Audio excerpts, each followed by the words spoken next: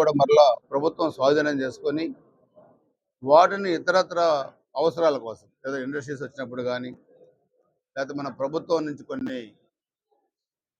ఇక్కడ కొన్ని ఇండస్ట్రీస్ పెట్టాలన్నప్పుడు భూమి కేటాయింపు కానీ ల్యాండ్ ఉండాలి మనకి.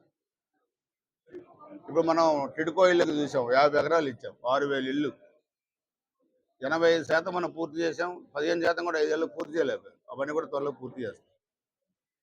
పరిపాలన గాడిన పడిన తర్వాత ప్రజలు మాపై ఉంచిన నమ్మకాన్ని తప్పకుండా మేము నిలబెట్టుకుంటాం. ముందు ఈ అక్రమాలని వెలికి తీసే దాంట్లో మీరందరూ కూడా భాగస్వాములే, మేమే కాదు.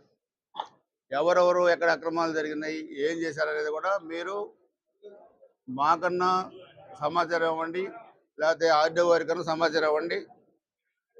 ఆ సమాచారాన్ని మేము గోప్యంగా ఉంచి దాన్ని చర్యలు తీసుకోవడం జరుగుతుంది. దయచేసి అందరూ కూడా సహకరించాల్సింది కోరుకుంటూ,